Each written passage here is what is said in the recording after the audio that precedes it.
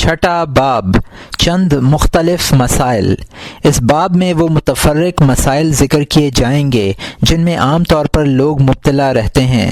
طالبین آخرت کے لیے ان مسائل کا جاننا بے حد ضروری ہے۔ جو مسائل کم واقع ہوتے ہیں انہیں مکمل طور پر ہم نے فقہ کی کتابوں میں ذکر کیا ہے۔ نماز میں عمل کرنا۔ عمل قلیل سے نماز باطل نہیں ہوتی، مگر بلا ضرورت نماز کے اندر کوئی عمل کرنا مکروہ ہے۔ ضرورت یہ ہے کہ سامنے سے گزرنے والے کو ہٹا دے، اور یہاں مترجم نے حاشیے میں لکھا ہے کہ سامنے سے گزرنے والے کو ہٹانے کے بارے میں احناف کا مسلک 5ویں باب میں بیان کیا جا چکا ہے، اور یہاں مترجم کا حاشیہ ختم ہوتا ہے۔ اور اس بچھو کو 1 یا 2 دفعہ میں مار دے جس کے کاٹنے کا اندیشہ ہو۔ اگر 3 بار ہو جائے گا تو اسے عمل کثیر کہیں گے، اور عمل کثیر سے نماز باطل ہو جاتی ہے۔ اور یہاں مترجم نے حاشیے میں لکھا ہے کہ احناف کے نزدیک بھی عمل قلیل سے نماز باطل نہیں ہوتی اور عمل کثیر سے ہو جاتی ہے۔ فقہائے احناف نے عمل کثیر کی مختلف تعریفیں کی ہیں۔ بعض حضرات کہتے ہیں کہ عمل کثیر وہ عمل ہے کہ دیکھنے والا یقین کر لے کہ یہ نماز نہیں پڑھ رہا ہے، مگر یہ ضروری ہے کہ دیکھنے والا پہلے سے واقف نہ ہو کہ یہ نماز پڑھ رہا ہے، کیونکہ جس شخص کے سامنے نیت باندھی ہے وہ تو جانتا ہی ہے کہ یہ نماز پڑھ رہا ہے، اور اگر ایسا دیکھنے والا اس عمل کے باعث یہ یقین نہ کر سکے تو وہ عمل قلیل ہے۔ شامی نے 3 مسلسل حرکات کو عمل کثیر لکھا ہے۔ رد المحتار جلد 1 صفحہ 583۔ یہ وہی بات ہے جو کہ امام غزالی نے کہی ہے، اور یہاں مترجم کا حاشیہ ختم ہوتا ہے۔ اسی طرح اگر جوں اور پسو وغیرہ سے ایذا پہنچے تو انہیں دور کر دے۔ اور یہاں مترجم نے حاشیے میں لکھا ہے کہ احناف یہ کہتے ہیں کہ نماز میں کھٹمل وغیرہ نے اگر کاٹ لیا تو اسے پکڑ کر چھوڑ دے، نماز کے دوران مارنا اچھا نہیں ہے۔ اگر کھٹمل نے ابھی کاٹا نہیں ہے تو اس کے پکڑنے کی ضرورت نہیں ہے، بے کاٹے پکڑنا بھی مکروہ ہے۔ بحر الرقائق جلد 2 صفحہ 31۔ اور یہاں مترجم کا حاشیہ ختم ہوتا ہے۔ یا خارش ایسی چیز ہے کہ اگر کھجلا نہ جائے تو خشوع باقی نہیں رہے گا، تو کھجا لینا چاہیے۔ حضرت معاذ بن جبل رضی اللہ تعالیٰ عنہ جوں اور پسو کو نماز کے اندر پکڑ لیا کرتے تھے۔ حضرت ابن عمر رضی اللہ تعالیٰ عنہ نماز میں جوئیں مار دیا کرتے تھے۔ بعض اوقات ان کے خون کا نشان ان کی انگلیوں پر ہوتا۔ نخعی رحمۃ اللہ علیہ کہتے ہیں کہ جوں پکڑ کر ست کر دو، اگر مار ڈالو تب بھی کوئی حرج نہیں ہے۔ سعید ابن المسیب رضی اللہ تعالیٰ عنہ فرماتے ہیں کہ اس کو پکڑ کر سست کر دو پھر پھینک دو۔ مجاہد رحمۃ اللہ علیہ کہتے ہیں کہ مجھے یہ اچھا معلوم ہوتا ہے کہ اسے کچھ نہ کہو، اگر وہ اتنی ایذا دے کہ نماز میں توجہ بٹنے لگے تو اس کو اتنا سست کر دو کہ ایذا نہ دے سکے اور ایک طرف ڈال دو۔ یہ صورت اجازت کی ہے، ورنہ کمال تو یہ ہے کہ فعل اگرچہ کم ہی کیوں نہ ہو اس سے بھی احتراز کیا جائے۔ یہی وجہ ہے کہ بعض اکابر اپنے جسم پر بیٹھی ہوئی مکھی بھی نہیں ہٹایا کرتے تھے اور کہا کرتے تھے کہ ہم نفس کو اس کا عادی نہیں بنانا چاہتے۔ میں نے سنا ہے کہ بہت سے فاسق و فاجر لوگ بادشاہوں کے سامنے ایذا پر صبر کرتے ہیں اور جنبش بھی نہیں کرتے۔ جب جماہی آئے تو منہ پر ہاتھ رکھنے میں کوئی حرج نہیں ہے، بلکہ بہتر ہے۔ اگر نماز میں چھینک آ جائے تو دل ہی دل میں الحمدللہ کہہ لے، زبان سے نہ کہے۔ اور یہاں مترجم نے حاشیے میں لکھا ہے کہ اگر زبان سے الحمدللہ کہا تو نماز ہو جائے گی، لیکن زبان سے کہنا مناسب نہیں ہے۔ نور الیذا۔ اور یہاں مترجم کا حاشیہ ختم ہوتا ہے۔ اگر ڈکار آ جائے تو سر آسمان کی طرف اٹھانے کی ضرورت نہیں ہے۔ چادر لٹک جائے تو برابر نہ کرے۔ امامہ کے کنارے چادر کے پلو کی طرح ہیں۔ غرض یہ کہ اس طرح کے سب افعال مکروہ ہیں، بلا ضرورت ان میں مشغول ہونا مکروہ ہے۔ جوتوں میں نماز پڑھنا۔ جوتوں میں نماز پڑھنا جائز ہے، اور یہاں مترجم نے حاشیے میں لکھا ہے کہ جوتا اگر پاک ہو یعنی نجاست نہ لگی ہوئی ہو یا پاک و صاف کر لیا گیا ہو تو دونوں صورتوں میں اسے پہن کر نماز درست ہے، لیکن کیونکہ اس زمانے میں مساجد میں فرش ہوتا ہے، جوتا پہن کر مسجد میں جانے سے فرش کے گندا ہونے کا احتمال ہے، نیز اس میں سوء ادبی بھی ہے، اس لیے مسجد میں جوتا پہن کر نماز نہ پڑھے۔ رد المختار جلد 1 صفحہ 615۔ اور یہاں مترجم کا حاشیہ ختم ہوتا ہے۔ اگرچہ ان کا نکالنا آسان ہے، موضوع میں نماز پڑھنے کی اجازت اس لیے نہیں دی گئی کہ ان کا نکالنا مشکل ہے، بلکہ اس قدر نجاست معاف ہے۔ اور یہاں مترجم نے حاشیے میں لکھا ہے کہ یہ مسئلہ کتاب الطہارت کے پہلے باب میں گزر چکا ہے، اور یہاں مترجم کا حاشیہ ختم ہوتا ہے۔ یہی حال پائس تابوں کا ہے۔ ایک روایت میں ہے کہ حضرت صلی اللہ علیہ وسلم نے جوتوں میں نماز پڑھی، پھر جوتے نکال دیے، لوگوں نے بھی اپنے جوتے نکال دیے۔ اس پر حضرت صلی اللہ علیہ وسلم نے صحابہ سے دریافت کیا، لم خلعتم نعالکم؟ قالوا ارائیناک خلعت خلعنا، فقال صلی اللہ علیہ وسلم ان جبرائیل علیہ السلام آتانی فاخبرنی ان بہما خبت فاذا اراد احدكم المسجد فليقلب نعليه ولينظر فيهما فإن رأى خبثا فليمسحه بالأرض وليسل فيهما۔ اور یہ ابو داؤد اور حاکم کی حدیث ہے، جس کو ابو سعید رضی اللہ تعالیٰ عنہ نے روایت کیا ہے۔ تم نے اپنے جوتے کیوں اتار دیے؟ عرض کیا، ہم نے دیکھا کہ آپ نے بھی جوتے اتار دیے تھے۔ آپ نے فرمایا کہ میرے پاس جبرائیل علیہ السلام آئے اور انہوں نے مجھے یہ خبر دی کہ ان دونوں جوتوں پر نجاست لگی ہوئی ہے، بس جب تم میں سے کوئی مسجد کا قصد کرے تو اپنے جوتے پلٹ کر دیکھ لے، اگر ان پر نجاست ہو تو زمین سے رگڑ دے اور ان میں نماز پڑھ لے۔ ایک بزرگ یہ کہتے ہیں کہ جوتوں میں نماز پڑھنے والوں کے لیے فضیلت ہے، کیونکہ حضرت صلی اللہ علیہ وسلم نے حضرات صحابہ سے یہ دریافت فرمایا کہ تم نے اپنے جوتے کیوں اتار دیے، لیکن ان بزرگ کا یہ ارشاد مبالغے پر مبنی ہے۔ حضرت صلی اللہ علیہ وسلم نے صحابہ کرام سے یہ دریافت نہیں فرمایا تھا کہ تم نے ترک افضل کیوں کیا، بلکہ دریافت کرنے کا مقصد یہ تھا کہ جوتے اتارنے کا سبب بیان کریں۔ عبداللہ ابن صائب رضی اللہ تعالیٰ عنہ سے روایت ہے کہ حضرت صلی اللہ علیہ وسلم نے جوتوں کے بغیر بھی نماز پڑھی ہے، اور یہ مسلم کی حدیث ہے۔ اس سے معلوم ہوا کہ آپ نے جوتے پہن کر اور جوتے اتار کر دونوں طرح نماز پڑھی ہے۔ اگر کوئی شخص جوتے اتار کر نماز پڑھنا چاہے تو انہیں دائیں بائیں نہ رکھے، اس سے جگہ تنگ ہوگی اور درمیان سے صف منقطع ہو جائے گی، بلکہ اپنے سامنے رکھ لے، پیچھے بھی نہ رکھے، کیونکہ اس سے دھیان بٹے گا اور دل میں ان کا خیال رہے گا۔ جن لوگوں نے جوتے پہن کر نماز پڑھنے کو افضل کہا ہے، انہوں نے غالباً اسی مفہوم کی رعایت کی ہے کہ جوتے اگر اپنے پاس نہ رہیں تو دل میں تشویش پیدا ہوتی ہے اور خشوع ختم ہو جاتا ہے۔ سامنے جوتے رکھ کر نماز پڑھنے سے متعلق حضرت ابو ہریرہ رضی اللہ تعالیٰ عنہ کی ایک روایت ہے کہ حضرت صلی اللہ علیہ وسلم نے ارشاد فرمایا کہ اذا صلی احدکم فلیجعل نعلیہ بین رجلیہ، اور یہ ابو داؤد کی حدیث ہے، جب تم میں سے کوئی نماز پڑھے تو اپنے جوتے اپنے دونوں ٹانگوں کے درمیان رکھ لے۔ حضرت ابو ہریرہ رضی اللہ تعالیٰ عنہ نے ایک شخص سے کہا کہ اپنے جوتے اپنی ٹانگوں کے درمیان میں رکھ لو اور کسی کو تکلیف مت پہنچاؤ۔ حضرت صلی اللہ علیہ وسلم نے جوتے اتار کر اپنے بائیں طرف رکھ لیے تھے، اور یہ مسلم کی حدیث ہے، لیکن اس وقت آپ امام تھے۔ امام کے لیے جائز ہے کہ وہ اپنے بائیں طرف رکھ لے، کیونکہ وہ تنہا ہے، اس کے برابر کوئی کھڑا نہیں ہوگا۔ بہتر یہ ہے کہ جوتے ٹانگوں کے درمیان میں نہ رکھے کہ دھیان بٹے گا، بلکہ آگے رکھے، اور غالباً حدیث مذکور سے بھی آگے رکھنا ہی مراد ہے۔ حضرت جبیر ابن مطعم رضی اللہ تعالیٰ عنہ فرماتے ہیں کہ ٹانگوں کے بیچ میں جوتے رکھنا بدعت ہے۔ نماز میں تھوکنے سے نماز باطل نہیں ہوتی، اس لیے کہ تھوکنا ایک فعل قلیل ہے۔ جب تک تھوکنے سے آواز پیدا نہ ہو اس کو کلام نہیں کہیں گے، اگرچہ حروف کی شکل بنتی بھی نہیں، پھر بھی تھوکنا ایک مکروہ عمل ہے، اس سے احتراز کرنا چاہیے۔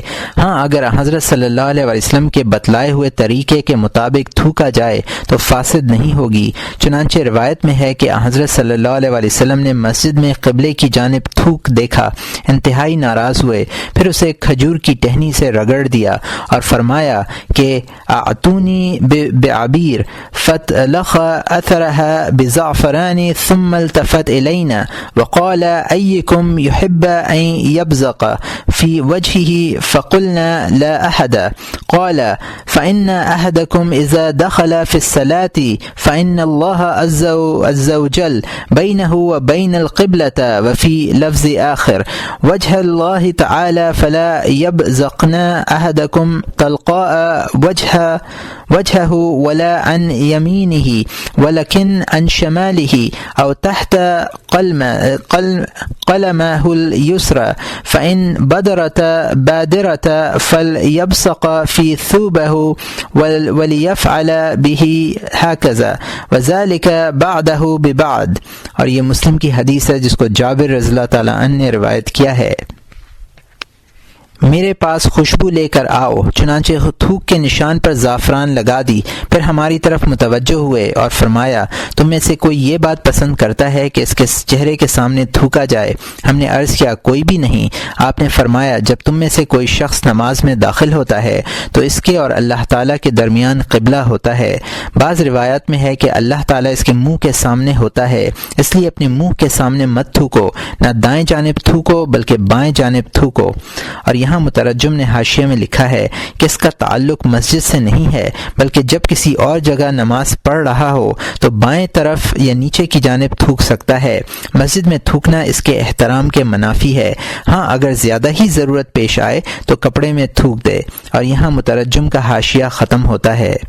पाँव के नीचे थूको, और अगर कोई सख्त ज़रूरत पेश आ जाए तो अपने कपड़े में थूक लो और कपड़े को इस तरह कर लो। और आप सल्लल्लाहु अलैहि वसल्लम ने कपड़े में थूक कर मल कर दिखाया। इमाम की इक़्तिदा की सूरत। इमाम के पीछे खड़े होने के सिलसिले में कुछ मसनून आमाल हैं और कुछ फ़र्ज़। मसनून यह है कि एक मुक्तदी हो तो इमाम को इसके दाएं जानिब थोड़ा पीछे खड़ा होना चाहिए, और अगर एक औरत इक़्तिदा कर रही हो तो वो इमाम के पीछे खड़ी हो। अगर बराबर में खड़ी हो गई तो नमाज की सेहत पर कोई असर नहीं पड़ेगा, लेकिन इससे सुन्नत की मुखालफत लाजिम आएगी। और यहाँ मुतरज्जिम ने हाशिया में लिखा है कि औरतें अगरचे मुहर्रमात में से हों, जमात में वो भी बराबर खड़ी ना हो, इससे मर्द की नमाज फासिद हो जाती है। रद्दुल मुख्तार बाबुल इमामा जिल्द 1 सफ़ा 535। और यहाँ मुतरज्जिम का हाशिया ख़त्म होता है। अगर इसके साथ एक मर्द भी मुक्तदी हो तो मर्द इमाम के बराबर में खड़ा हो और औरत पीछे खड़ी हो। कोई शख्स सफ़ के पीछे खड़ा ना हो बल्कि सफ़ में मिलने की कोशिश करे। अगर सफ़ में जगह ना हो तो दूसरी सफ़ बना ले और पहली सफ़ में किसी शख्स को खींच कर अपने पास खड़ा कर ले। अगरचे सफ़ में तन्हा खड़ा हो तो नमाज सही होगी, मगर कराहत के साथ होगी। और यहाँ मुतरज्जिम ने हाशिया में लिखा है कि इस सिलसिले में हनाफ का मसलक ये है कि अगर सफ़ में जगह ना मिले तो इंतज़ार करना चाहिए कि दूसरा शख्स आ जाए। अगर कोई शख्स ना आए तो अगली सफ़ में से किसी ऐसे शख्स को अपनी सफ़ में ले आए जो इस मसले से वाकिफ़ हो। और अगर कोई शख्स ना हो तो तन्हा नमाज पढ़ ले। फ़ुक़हा कहते हैं कि ज़माने में इस तरह का अमल ना करना ही बेहतर है। रद्दुल मुख्तार बाब यफ़सुद सलात जिल्द 1 सफ़ा 605। और यहाँ मुतरज्जिम का हाशिया ख़त्म होता है। फ़र्ज़ ये है कि सफ़ मिल रहे, यानी मुक्तदी और इमाम में कोई ऐसा राबित होना चाहिए जो दोनों को जमा करने वाला हो। और यहाँ मुतरज्जिम ने हाशिया में लिखा है कि इस मसले को फ़िक़ही किताबों में इमाम और मुक्तदी के दरमियान इत्तिहाद व मकान से ताबीर किया जाता है। अगर इमाम मस्जिद के मगरिबी दीवार के पास खड़ा हो और मुक्तदी मशरिकी दीवार के पास हो और दरमियान में सफ़ें खाली हों तो मुक्तदी की नमाज सही हो जाएगी, क्योंकि इत्तिहाद का इम्कान पाया गया। कबीरी सफ़ा 488। और यहाँ मुतरज्जिम का हाशिया ख़त्म होता है। चुनांचे अगर वो दोनों एक मस्जिद में हों तो मस्जिद दोनों की जामे है, इसलिए कि वो जमा करने के लिए ही तामीर हुई है। इस सूरत में इत्तिसाल सफ़ की ज़रूरत नहीं है, बल्कि अब सिर्फ ये ज़रूरत बाकी रह गई है कि मुक्तदी को इमाम की मार्फत हो। हज़रत अबू हुरैरा रज़ियल्लाहु ताला अन्हु ने मस्जिद की छत से इमाम की इक़्तिदा की है। और यहाँ मुतरज्जिम ने हाशिया में लिखा है कि हज़रत अबू हुरैरा रज़ियल्लाहु ताला अन्हु ने मस्जिद की چھت پر نماز پڑھی، اس لیے اس کے لیے فقہا شرط لگاتے ہیں کہ چھت پر نماز اس وقت صحیح ہوگی جب مقتدی پر امام کا حال مشتبہ نہ ہو اور اسے امام کے افعال کا علم ہو، خواہ یہ علم روایت سے ہو یا سماعت سے۔ کبیری صفحہ 488 باب الامامت۔ اور یہاں مترجم کا حاشیہ ختم ہوتا ہے۔ اگر مقتدی مسجد کے صحن میں ہو جو راستے میں واقع ہے، یا امام اور مقتدی دونوں صحرا میں ہوں۔ اور یہاں مترجم نے حاشیے میں لکھا ہے کہ احناف کے ہاں صحرا کو مسجد کے حکم میں نہیں سمجھا گیا۔ صحرا میں اگر ایک صف یا زائد کا فاصلہ ہو جائے گا تو پچھلے نمازیوں کی نماز نہ ہوگی۔ رد المختار باب الامامت جلد 1 صفحہ 547۔ اور یہاں مترجم کا حاشیہ ختم ہوتا ہے۔ اور دونوں کے درمیان کسی عمارت کی آڑ نہ ہو تو مقتدی کا امام سے اتنا فاصلہ ہونا کافی ہے جتنا تیر پھینکنے والے اور پھینکے گئے تیر میں ہوتا ہے، کیونکہ اس فاصلے سے بھی مقتدی کو امام کے افعال کا علم ہوتا رہتا ہے۔ لیکن اگر مقتدی مسجد کے دائیں یا بائیں جانب کسی مکان میں ہو اور مکان کا دروازہ مسجد سے لگا ہوا ہو تو اس میں یہ شرط ہے کہ مسجد میں صفوں کا تسلسل اس مکان کی دیوڑی سے ہو کر صحن تک پہنچ جائے، درمیان میں انقطاع نہ ہو۔ اس صورت میں اس صف میں کھڑے ہوئے شخص کی نماز ہو جائے گی۔ اور یہاں مترجم نے حاشیے میں لکھا ہے کہ اس طرح کا مکان جس کا دروازہ مسجد سے متصل ہو اور درمیان میں کوئی گزرگاہ وغیرہ نہ ہو تو اسے فنائے مسجد سمجھا جائے گا، اور اتصال صفوف کے بغیر بھی حنفیہ کے یہاں پچھلے مقتدیوں کی نماز صحیح ہو جائے گی۔ رد المختار باب الامامت جلد 1 صفحہ 547۔ اور یہاں مترجم کا یہاں مزید لکھا ہے حاشیے میں کہ درمیانی صفیں چھوڑ کر پیچھے کھڑا ہونا خلاف سنت ہے۔ صفوف کو متصل کرنا چاہیے اور درمیان میں جگہ نہ چھوڑنا چاہیے۔ رد المختار جلد 1 صفحہ 533۔ اور یہاں مترجم کا حاشیہ ختم ہوتا ہے۔ اور اس شخص کی نماز درست ہوگی جو اس صف کے پیچھے ہے، لیکن آگے والے شخص کی نماز نہیں ہوگی۔ مختلف عمارتوں کا حال تو یہ ہے جو بیان کیا گیا۔ کشادہ عمارت اور میدان کا وہی حکم ہے جو جنگل کا ہے۔ مسبوق کا حکم۔ مسبوق وہ شخص ہے جو امام کے ساتھ بعد کی رکعتوں میں آ کر ملے۔ جن رکعتوں میں وہ امام کے ساتھ آ کر ملتا ہے وہ اس کی شروع نماز ہوتی ہے، اور مسبوق کو چاہیے کہ وہ امام کی موافقت کرے اور امام کے سلام پھیرنے کے بعد اسی نماز پر اپنی باقی نماز کو بنا کر لے۔ فجر میں اپنی نماز کی آخری رکعت میں دعائے قنوت بھی پڑھے۔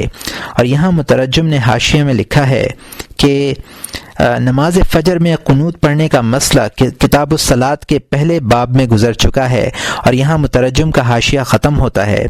پھر اگرچہ امام کے ساتھ بھی پڑھ لی ہو، اگر امام کے ساتھ کسی قدر قیام مل جائے تو دعائے ابتدا نہ پڑھے بلکہ اس کے بجائے آہستہ آہستہ سورہ فاتحہ پڑھنی شروع کر دے۔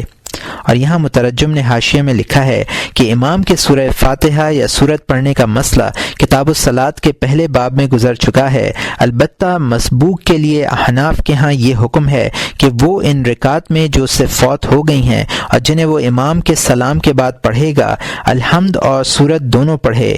الرد المختار باب الامامت جلد 1 صفحہ 557۔ اور یہاں مترجم کا حاشیہ ختم ہوتا ہے۔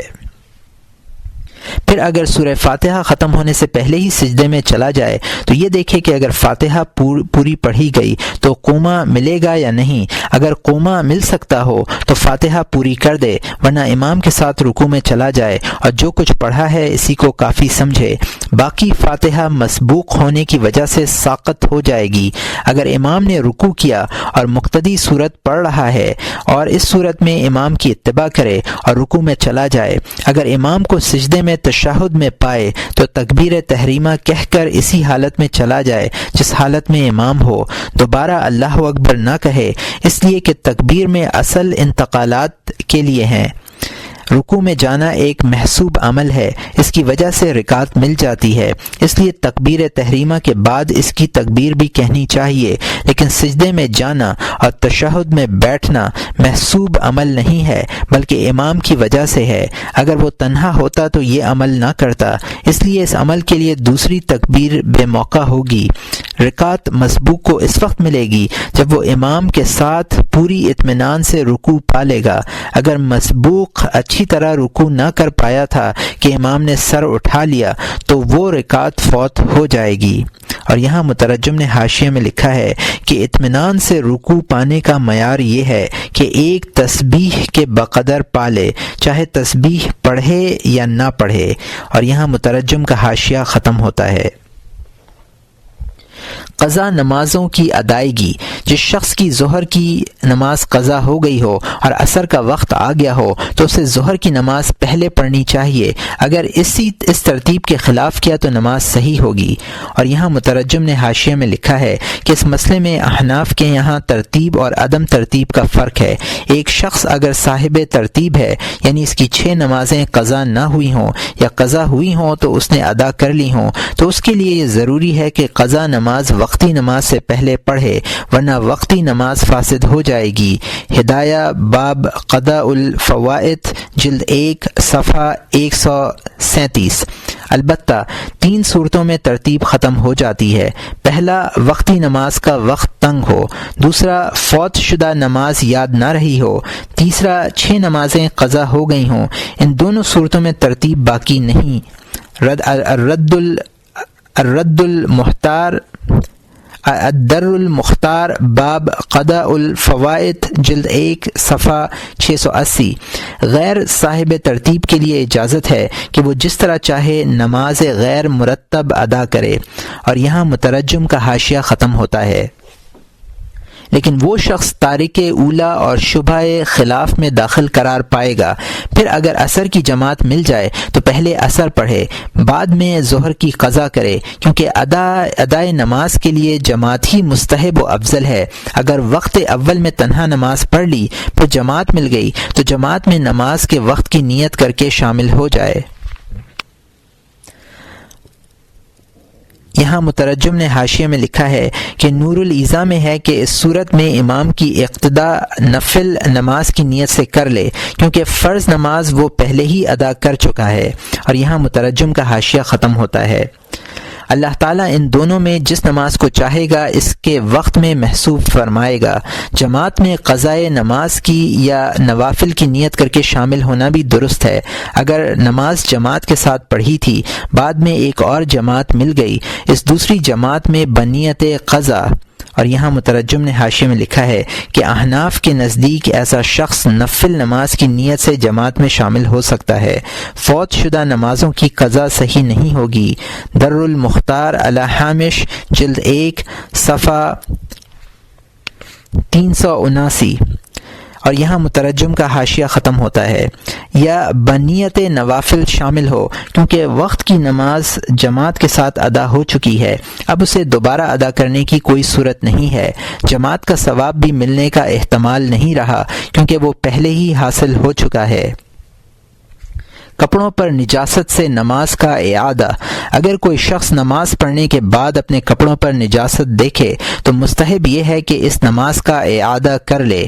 اور یہاں مترجم نے حاشیے میں لکھا ہے کہ احناف کے نزدیک ایسا شخص کہ احناف کے ہاں کچھ تفصیل ہے۔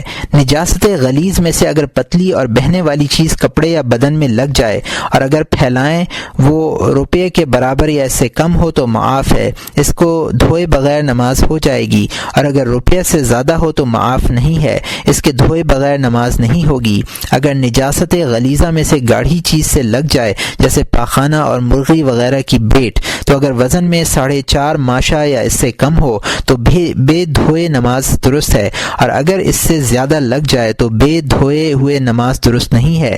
اگر نجاست خفیفہ کپڑے یا بدن میں لگ جائے تو جس حصے میں لگی ہے اگر اس کی چوتھائی سے کم ہو تو معاف ہے، اگر پورا چوتھائی یا اس سے زیادہ ہو تو معاف نہیں ہے بلکہ اس کا دھونا واجب ہے۔ شرح قدوری جلد 1 صفحہ 280۔ اور یہاں مترجم کا حاشیہ ختم ہوتا ہے۔ اعادہ لازم نہیں، اگر عین نماز کی حالت میں نجاست نظر آ جائے تو نجس کپڑا الگ کر دے اور نماز مکمل کر لے۔ اور یہاں مترجم نے حاشیے میں لکھا ہے کہ بحالت نماز قمیض اتارنا وغیرہ عمل کثیر ہے۔ عمل کثیر کے بارے میں پہلے بتلایا جا چکا ہے کہ اس سے نماز فاسد ہو جاتی ہے۔ صورت مذکورہ میں اپنی نماز پوری کر لے، قمیض نہ اتارے، لیکن یہ اس صورت میں ہے جبکہ نجاست اتنی ہو جو مفسد صلاۃ نہیں ہے۔ عالمگیری جلد 1 صفحہ 102۔ اور یہاں مترجم کا حاشیہ ختم ہوتا ہے۔ اس باب میں اصل وہ حدیث ہے جس میں حضرت صلی اللہ علیہ وسلم کے جوتے اتارنے کا قصہ مذکور ہے۔ اس روایت میں یہ ہے کہ جبرائیل علیہ السلام نے آپ کو جوتوں پر لگی ہوئی نجاست کی خبر دی تو آپ نے جوتے اتار کر ایک طرف رکھ دیے اور وہی نماز مکمل کی، اثر نو نماز نہیں پڑھی۔ نماز میں سجدہ سہو، اگر کوئی شخص پہلا تشہد قنوت، اور یہاں مترجم نے حاشیے میں لکھا ہے کہ حنفیہ کے نزدیک وتر کے علاوہ کسی نماز میں دعائے قنوت پڑھنا درست نہیں ہے۔ صبح کی نماز میں حضرت صلی اللہ علیہ وسلم نے جو چند روز دعائے قنوت پڑھی وہ منسوخ ہے، البتہ اگر کوئی حادثہ پیش آ جائے تو صبح کی نماز میں قنوت پڑھنا درست ہے۔ الدر المختار جلد 1 صفحہ 626۔ اگر تیسری رکعت میں دعائے قنوت نہ پڑھی اور رکوع میں چلا جائے تب یاد آئے تو سجدہ سہو کرنا واجب ہے۔ کبیری باب الوتر۔ اور یہاں مترجم کا حاشیہ ختم ہوتا ہے۔ اور تشہد اول میں درود چھوڑ دے۔ اور یہاں مترجم نے حاشیے میں لکھا ہے کہ احناف کے ہاں تشہد اول کے بعد درود نہیں ہے، اگر اس نے چند الفاظ درود کے زائد پڑھ دیے تو سجدہ سہو کرنا ہوگا۔ الدر المختار باب سجود الموج جلد سجود السہو جلد 1 صفحہ 694۔ اور یہاں مترجم کا حاشیہ ختم ہوتا ہے۔ یا بھول کر کوئی ایسا عمل کرے جو اگر جان بوجھ کر کرتا تو نماز باطل ہو جاتی، یا نماز میں شک ہو کہ اس نے 3 رکعت پڑھی یا 4 رکعت پڑھی تو وہ یقین کا پہلو اختیار کرے۔ اور یہاں مترجم نے حاشیے میں لکھا ہے کہ اگر نماز میں شک ہو گیا کہ 3 رکعتیں پڑھی ہیں یا 4 رکعتیں، اگر یہ شک اتفاق سے ہوا ہو تو پھر سے نماز پڑھے، اور اگر شک کرنے کی عادت ہے اور اگر اکثر ایسا شبہ پڑ جاتا ہے تو دل میں سوچ کر دیکھے کہ دل زیادہ کدھر جاتا ہے، اور زیادہ گمان 3 رکعت پڑھنے کا ہو تو 1 رکعت پڑھ لے۔ اس صورت میں سجدہ سہو واجب نہیں ہے، اور اگر زیادہ گمان یہی ہے کہ میں نے 4 رکعتیں پڑھ لی ہیں تو اور رکعت نہ پڑھے اور سجدہ سہو بھی نہ کرے، اور اگر سوچنے کے بعد بھی دونوں طرف برابر خیال رہے، نہ 3 رکعت کی طرف زیادہ گمان جاتا ہے اور نہ 4 کی طرف، تو 3 رکعت ہی سمجھے اور 1 رکعت اور پڑھ لے۔ لیکن اس صورت میں 3 رکعت پر بیٹھ کر اتحیات پڑھے، پھر کھڑا ہو کر 4تھی رکعت پڑھے اور سجدہ سہو بھی کرے۔ بحر الرقائق جلد 2 صفحہ 119۔ اور یہاں مترجم کا حاشیہ ختم ہوتا ہے۔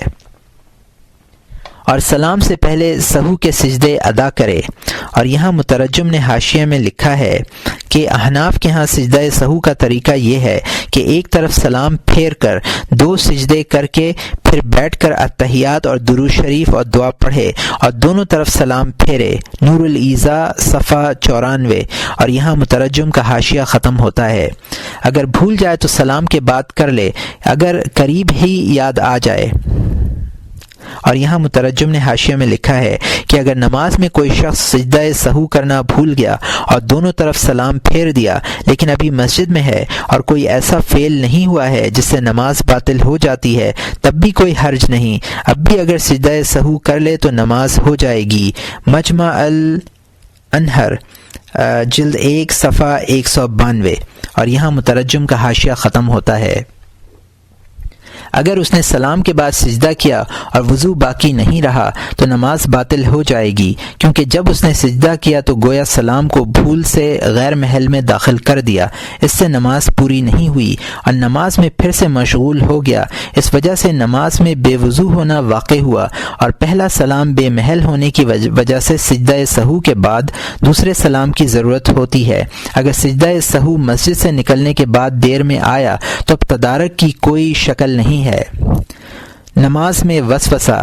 نماز کی نیت میں وسوسہ کا سبب یا تو عقل کی خرابی ہے یا شریعت سے ناواقفیت ہے، اس لیے کہ اللہ تعالیٰ کے حکم کی اطاعت کرنا ایسا ہی ہے جیسا کہ غیر اللہ کی اطاعت کرنا، اور قصد و ارادے کے اعتبار سے جیسی اس کی تعظیم ہے ایسی ہی دوسرے کی تعظیم ہے۔ مثلا کسی شخص کے پاس کوئی عالم آئے اور وہ اس کے احترام کے لیے کھڑا ہو، اس موقع پر اگر وہ کھڑے ہونے کی نیت اس طرح کرے کہ نیت کرتا ہوں میں کھڑے ہونے کی عالم و فاضل زید کی آمد کے احترام میں، اس کے علم و فضل کی وجہ سے اس کے آمد کے ساتھ ہی اپنا رخ اس کی طرف کر لے، ظاہر ہے یہ شخص بے وقوف کہلائے گا۔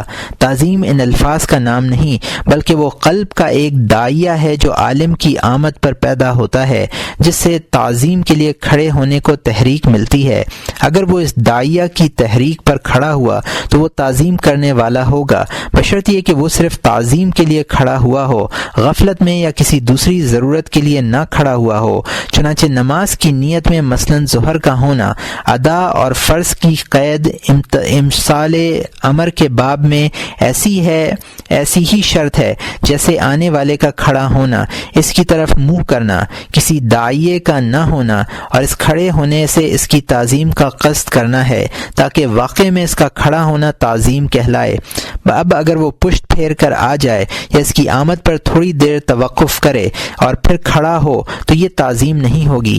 پھر ان صفات کا جن کی وجہ سے آدمی قیام کر رہا ہے معلوم اور مقصود ہونا بھی ضروری ہے، اور یہ بھی ضروری ہے کہ دل میں ان کا استحضار بھی ہو۔ یہ استحضار طول نہیں چاہتا بلکہ طول اس میں ہوتا ہے کہ ایسے الفاظ ادا کیے جائیں یا دل میں سوچا جائے جو ان صفات پر دلالت کرتے ہوں۔ نماز کی نیت کا مطلب یہ ہے جو ہم نے بیان کیا، یعنی دل میں تعظیم کا داعیہ ہو اور ان صفات کا استحضار ہو جن کی وجہ سے یہ داعیہ پیدا ہوا ہو۔ جو شخص نماز کی نیت اس طرح پر نہیں سمجھتا وہ گویا نیت ہی کو نہیں سمجھتا، کیونکہ نیت میں صرف یہ بات ہے کہ جب تم نماز کے لیے بلائے گئے کھڑے ہو گئے۔ اب وسوسہ کرنا جہالت کے علاوہ کچھ بھی نہیں۔ پھر ان صفات مقصودہ اور معلومہ کا اجتماع نفس میں ایک ہی حالت میں ہوتا ہے۔ ان کے افراد کی تفصیل ذہن میں اس طرح نہیں آتی کہ نفس انہیں دیکھ سکے اور ان کے بارے میں سوچ سکے۔ نفس میں کسی چیز کا استحضار ایک الگ چیز ہے اور فکر سے اس کی تفصیل سے واقف ہونا الگ چیز ہے۔ استحضار غفلت اور غیوبت کے منافی ہے، اگرچہ استحضار مفصل طور پر نہ ہو۔ مثلا جو شخص حادث کا علم حاصل کرے تو اسے ایک ہی حالت میں جان لے گا۔